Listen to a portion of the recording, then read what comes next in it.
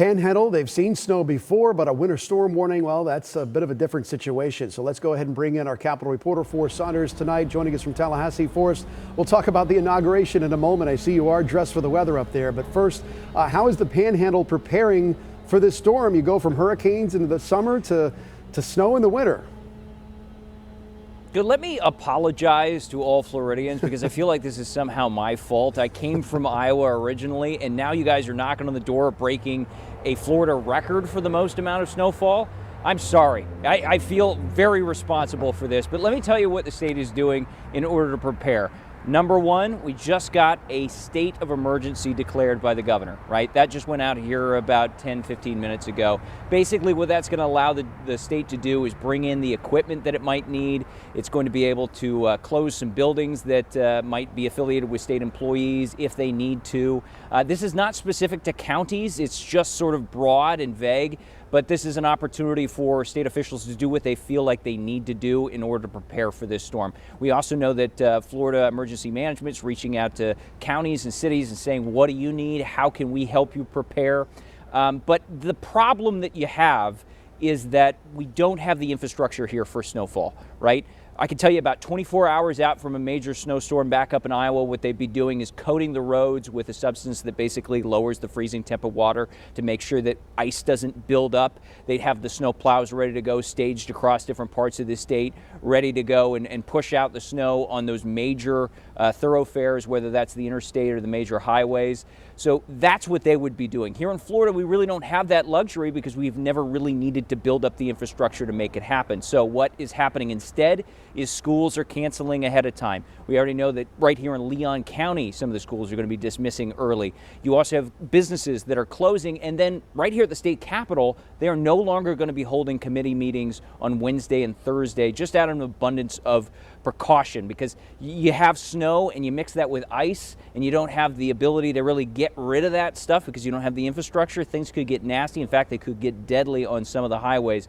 So that is not something that you want to deal with, and it is better to be safe than sorry, Paul. Yeah, I remember when I lived in Raleigh and when it would snow there, it shut the entire city down for days. So a taste of Iowa, at least for a day or two. All right, let's talk about today's inauguration. Big day, of course, historical day. After his speech, President Trump officially signed the paperwork taking over the government and nominating his cabinet members. That includes a lot of Floridians, as you know. What do you think, Forrest, that reveals about Florida's place at the table in the halls of power right now? That Donald Trump likes what's happening here in Florida. I mean, he is a Floridian technically after moving here from New York a couple of years ago. And so now we have this potential opportunity for Florida Republicans to do some of the things that they've been doing in this state and taking that to the national level. It also suggests that Trump is going to be putting a lot of faith in people like Pam Bondi, his Attorney General, his Secretary of State, which is set to be Marco Rubio. One of the things we're hearing from Trump allies is that at least on the foreign policy, you can really expect to see more of a focus on the Americas. We're talking about Central America, South America, Latin America, maybe bringing back sort of the concept of the Monroe Doctrine, which is to try and view the foreign influence of other nations in the Americas as a threat against the United States, and maybe trying to push out China, Russia from some of those nations down to our south in order to better secure the United States.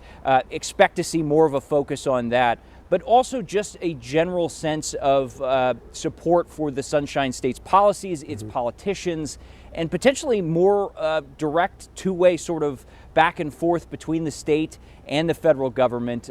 It's a good thing if you are a Florida Republican, you are liking the look of the upcoming Trump cabinet. Yeah, President Trump mentioning taking over the Panama Canal, taking it back, and that would be something that, of course, Secretary of State Marco Rubio would no doubt be involved in. But Forrest, a lot of the policies, as you mentioned, that President Trump talked about today have already been in place here in Florida. We've been kind of a working lab for this strategy over the last few years, including doing away with DEI initiatives, stricter immigration policies.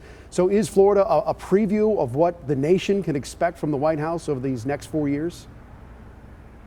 But it's not just Democrats who've been making that comparison. You're actually hearing political scientists, pundits who are saying that as well. They're basically saying that Florida is going national because we have been a testing ground for some of these big GOP goals over the last few years under the direction of Governor Ron DeSantis and the GOP supermajority in the chambers behind me.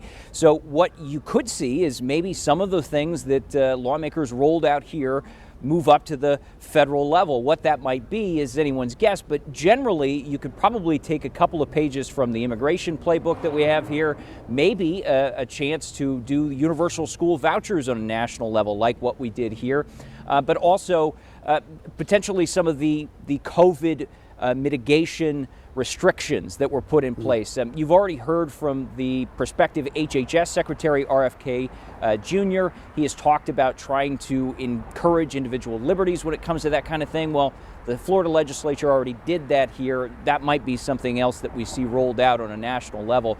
But again, we're going to have to wait and see because we've got so many executive orders coming down today, over the next few days. It's going to be a lot of news here in a short amount of time. No doubt. Day one of year one. Forrest Saunders tracking it all tonight from Tallahassee. Forrest, thank you.